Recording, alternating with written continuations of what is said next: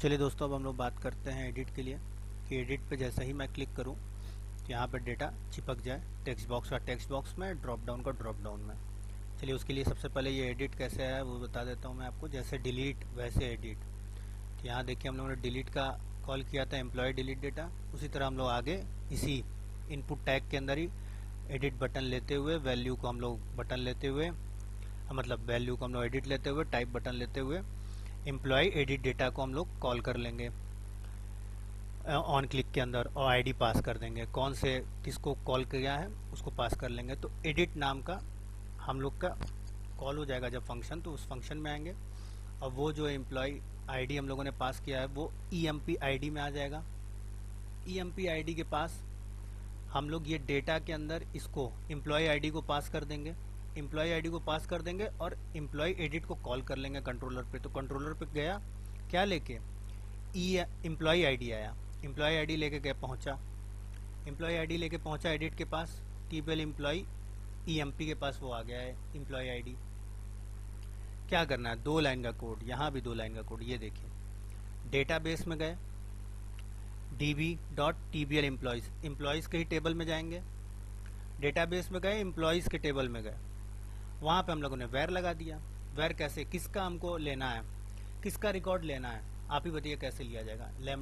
Lambda expression ही लिखेंगे, x is equal to greater than x dot employee ID. ये employee ID क्या है, ये एम्प्लॉय आईडी टेबल एम्प्लॉयज का कॉलम है।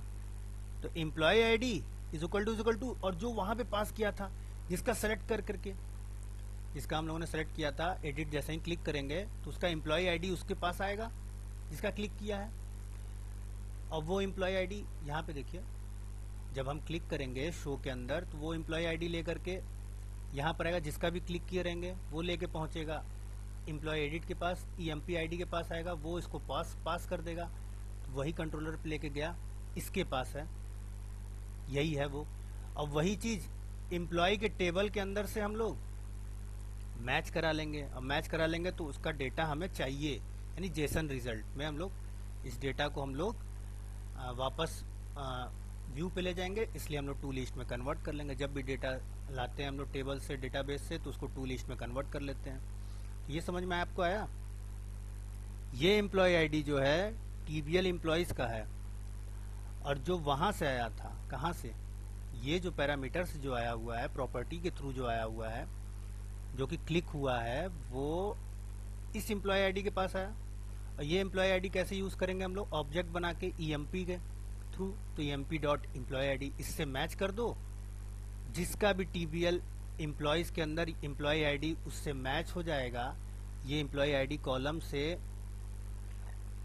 जो एडिट नाम का किया है हम लोगों ने, एडिट नाम का जो बटन दबाया है, वो एम्प्लॉय आईडी ये है, वो एम्प्लॉय आईडी ये लेकर आया प्रॉपर्टी के थ्रू, उसको इससे मैच कराया टीबीएल एम्प्लॉयज के एम्प्लॉय आईडी से।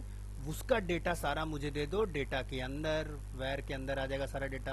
और वो डेटा लेकर के हम लोग रिटर्न कर लिया। फिर व्यू पे गए, व्यू पे गए तो फंक्शन के अंदर डेटा आया, डेटा के अंदर सारा सब कुछ है हमारे पास डेटा के अंदर।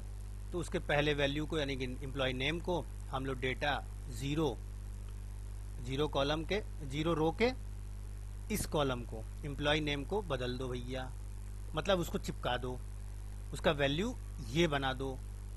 फिर एज का वैल्यू इसमें चिपका दो, फिर कंट्री की वैल्यू चिपका दो। स्टेट को चिपकाने से पहले स्टेट दिखना चाहिए, उसके लिए बाइंड स्टेट। उसके बाद ग्लोबल वेरिएबल हम लोगों ने लिया हुआ है ऊपर, इसी आईडी को, जो ये आईडी लेकर आया है, जो अपडेट में काम आने वाला है, उसको ग्लोबल वेरिएबल को दे दो। अब ग्लोबल वेरिएबल से हम लोग अपडेट करेंगे। अब बटन को तुम लोग क्या कर दो, उसकी वैल्यू अपडेट लिख दो। बटन जो हो अब वैल्यू हो जाए उसकी अपडेट, अपडेट लिखा हुआ आ जाए एडिट दबाने के बाद। ये ग्लोबल वेरिएबल सबसे ऊपर हम लोगों ने टॉप पर यहाँ पे ले रखा है, where ID is equal to 0। बस इतना ही कोड है। आइए देखते हैं एडिट होता है या नहीं डेटा हमारा। कंट्रोलर पे गए, डिबग किया, और ये देखिए एडिट दबाते हैं। एडिट दबाते ही सब कुछ अपनी जगह पे चिपकता है या नहीं। चलिए हर्ष का ही दबाते हैं, एडिट दबाया, ये देखिए हर्ष आ गया 23 नंबर। इंडिया हम लोगों ने 1 नंबर पर था और दिल्ली हमारे 7वें नंबर पे था, इसलिए यहाँ पे दिल्ली दिख रहा है। अब यहाँ पर हम अपडेट दबाएं तो कोई चेंजेस अगर हमें करना हो तो चेंज करके हम अपडेट दबा दें वो अपडेट यहाँ पर दिख जाए। इसके बाद हम लोग ज्वाइन लगाएंगे। आगे बढ़ते हैं अब हम।